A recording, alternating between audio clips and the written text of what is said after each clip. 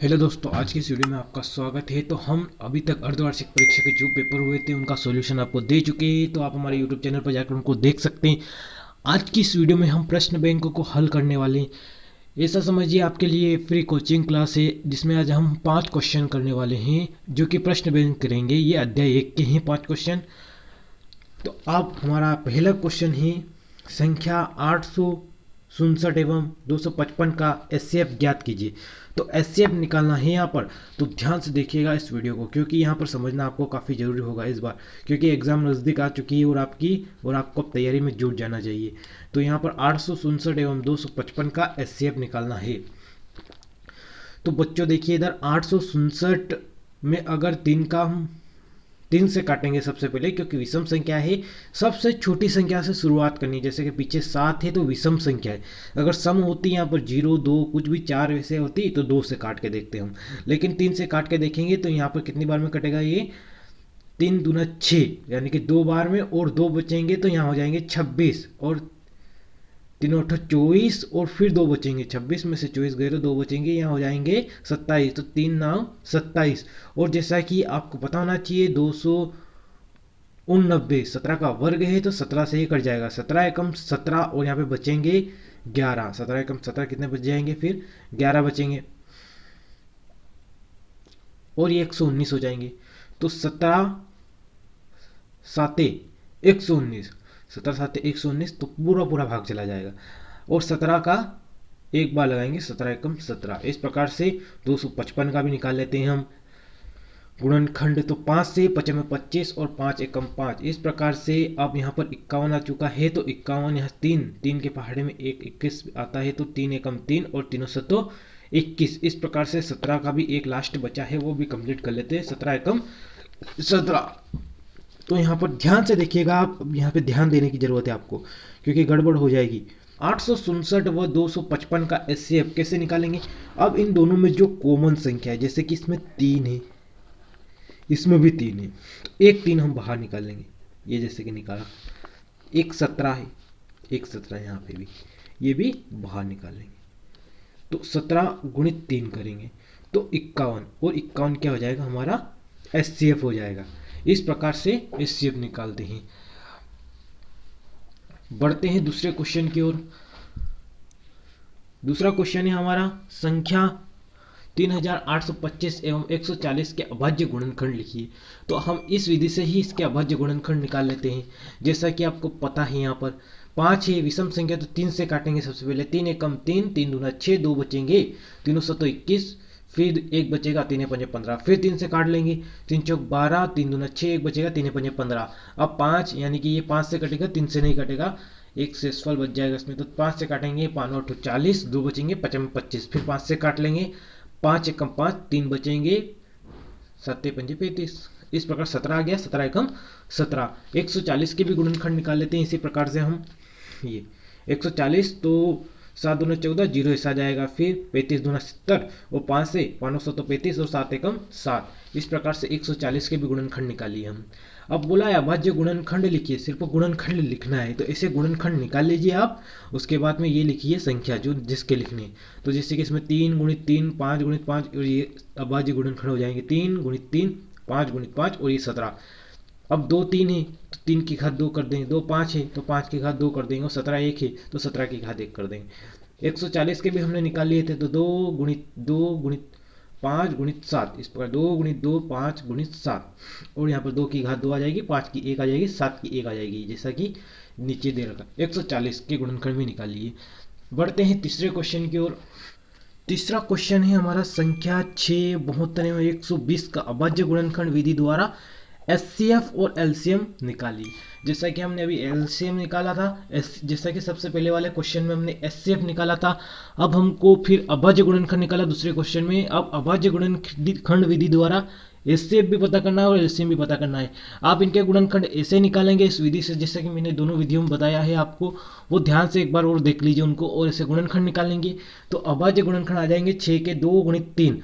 जैसे कि 6 के गुणनखंड में निकाल के बताता हूँ, इस प्रकार से आपको निकालना है। ये 2 से चले जाएंगे 3, और ये 3 से 3 एकम 3। इस प्रकार से गुणनखंड निकालने हैं। तो 72 के भी ऐसे निकाल लेंगे, 72 के भी ऐसे निकाल देंगे, 72 के भी निकाल लेते हैं। 72 के तो यहाँ पे चला जाएगा ये 2 से पहले, तो 2 त्या 6, 1 बचेगा, 6 दूना 12, फिर इससे 2 से निकाल लेंगे, 18 दूना 36, फिर 2 से निकाल लेंगे, 9 दूना 18, फिर 3 से, 3 त्या 9, फिर 3 से, 3 एकम 3। इस प्रकार से गुणनखंड निकालने। इस प्रकार से 120 के भी गुणनखंड निकालेंगे तो क्या आएंगे, 2 गुणित 2 गुणित 2 गुणित 3 गुणित 5। और एचसीएफ क्या जाएगा, जो कि तीनों में कॉमन है वो हमारा एचसीएफ होगा। जैसे कि इसमें 2 इसमें भी है, 2 इसमें भी है, 2 इसमें भी है, 1 2 बाहर आ गया। अब 3 यहाँ पे भी है, 3 यहाँ पे भी है, 3 यहाँ पे भी, 1 3 बाहर आ गया, तो 3 दूना 6 एचसीएफ हो जाएगा। और इसके गुणनखंड लिख लेंगे बाकी के जो बचे हुए हैं। तो 1 2, जैसा कि 1 2 लेना, 1 3 ये तो लेने हैं। उसके बाद में बाकी जो बचा है वो भी कॉमन ले लेने हैं। जैसे कि 2 यहाँ पे भी है, 2 यहाँ पे भी है, तो 1 2 आ गया पहले, और ये 2 आ जाएगा, 1 2 ये आ जाएगा, यहाँ पे 3 2 हो जाएंगे। उसके बाद में 1 3 भी लिख लेंगे, और जो कॉमन 3 था वो भी लिख लेंगे, और जो 5 बचेगा वो भी लिख लेंगे। या फिर तीनों का साथ में ऐसे निकाल लेंगे हम, इस गुणनखंड निकाल लेंगे तीनों का साथ में, ताकि हमारा एलसीएम निकल सके। तो अब ऐसे आप साथ में इनको संख्या को लिख के गुणनखंड निकाल लीजिए। अब मैं इसको हल कर देता हूँ। 2 दूना 4, 4 दूना 8, 24, 24 का 3 में गुणा करो, 24 का 3 से गुणा करेंगे तो 72, और 72 का 5 से गुणा करेंगे तो हमारे पास आ जाएगा 360। 5 दूना 10 के 0, हासिल 1, 535 और 36, 360। ये हमारा आंसर हो जाएगा। बढ़ते हैं अगले क्वेश्चन की ओर। अगला क्वेश्चन है हमारा प्रश्न बैंक का चौथा क्वेश्चन है, 7/80 का दशमलव प्रसार कितने दशमलव स्थानों के बाद समाप्त हो जाएगा। तो 7/80 का दशमलव प्रसार निकाल लेते हैं। जैसे कि 2 की घात 4 गुणित 5 लिखेंगे हम, इसका एलसीएम निकालकर, तो हमारे पास 2 की घात 4 गुणित 5 आ जाएगा ये। तो इसमें 4 घात बड़ी है, मतलब कि हमारा उत्तर आ गया है। ये 4 दशमलव प्रसार 4 दशमलव के बाद में समाप्त हो जाएगा। और इसको आगे भी हल कर लेते हैं। यहाँ पर देखो 7 ऐसा ही आ जाएगा, 2 की घात 4 ऐसी आ जाएगी, और 5 की घात 4 करिए तो 5 की घात 3 ऊपर करेंगे तो 5 की घात 3 और नीचे कट जाएगा तो बचेगी 5 की घात 1, 3 से 4 कटेगा तो 1 5 बच जाएगा, यानी 5 की घात 1 बच जाएगी। इसी प्रकार से आगे बढ़ेंगे तो यहाँ पर गुणा वगैरह कर देंगे। 5 घन निकालना है तो 5 का घन निकाल लेंगे हम ऐसे करके। तो 5 में 25 और फिर 5 का गुना करेंगे, 5 में 25 के 5 और 5 दूना 10, 5 में 25 के 5, 5 दूना 10 12, 125। 125 का 7 से गुणा कर देंगे तो 7 5 35 के 5, हासिल आया 3, 7 दूनी 14 और 3 17 के 7, हासिल 1, 7 एकम 7 और 1 8, 875 और 10 की घात 4। अब 10 की घात 4 ही, मतलब इसको आगे हल कर लेंगे हम। तो ये 4 है घात, तो 1 2 3 ये संख्या लिखकर 4 संख्या बना लेंगे, आगे 2 जीरो लगा के 1 दशमलव लगा देंगे तो 0.0875। इस प्रकार से हम कह सकते हैं यहाँ पर कि 4 अंकों तक समाप्त हो जाएगी दशमलव 1 2 3 4 पर समाप्त हो जाएगी। और यह पूछा था क्वेश्चन में। अतः परिमेय संख्या 7/2 की घात 4 गुणित 5 के रूप में लिखा जा सकता है, जो कि 2 की घात m व 5 की घात n दोनों में 2 की घात m की घात 4 है, जो 5n से बड़ी है, यानी कि इससे बड़ी है, 5 से बड़ी है। अतः 7/80 का दशमलव प्रचार 4 दशमलव स्थानों के बाद समाप्त हो जाएगा, जैसा कि हमको यहाँ दिख रहा है। गुणनखंड निकाल के भी करेंगे तो यही उत्तर आएगा। बढ़ते हैं अगले क्वेश्चन की ओर।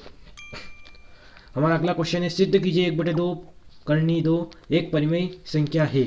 हम इसके विपरीत यह मान लें कि 1/2 एक परिमेय संख्या है, अर्थात हम इसी सभाज्य अशून्य पूर्णांक संख्याएं a और b ज्ञात कर सकते हैं कि 1/2 a/b, इससे लिख सकते हैं 1/2 और b/a करेंगे, यानी कि करनी 2 करेंगे, बटे में 1 आएगा तो b/a, जहां a और b पूर्णांक है इसलिए b/a करनी 2 एक परिमेय संख्या, करनी 2 तो एक परिमेय संख्या है, इसलिए करनी 2 का विपरीत 1/करनी 2 अपरिमेय संख्या होगी। क्या होगी? अपरिमेय संख्या होगी।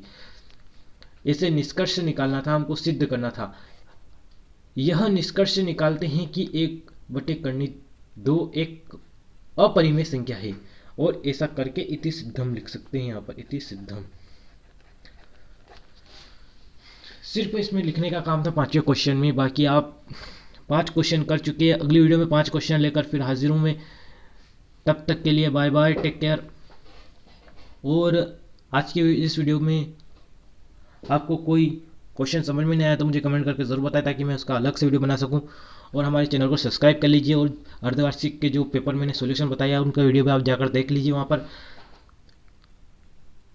धन्यवाद।